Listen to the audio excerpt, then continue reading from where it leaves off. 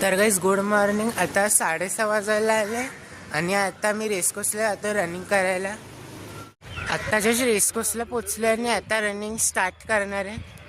आत्ता just 2 kilometre running complete झाले, मग अजून 2 किलोमीटर रनिंग करणार. तर गाईस आत्ता जस्ट 4 किलोमीटर रनिंग कंप्लीट झाले, मग आता नारळ पाणी प्यायला जातोय. तर गाईस आत्ता जस्ट 9:30 वाजले आणि आता जस्ट आंघोळ करून आले आणि आता देवपूजा करणार.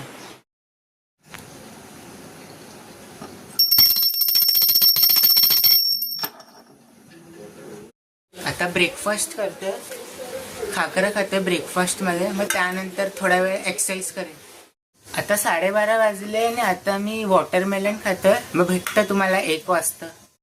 आता 1 वाजले आणि आता मी मंदिरात जातोय, मग त्यानंतर टायपिंगच्या क्लासला जाणार.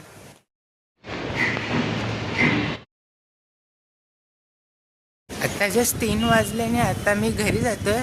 ते काकडी घ्यायला गेलेलो, मग भेटतो तुम्हाला.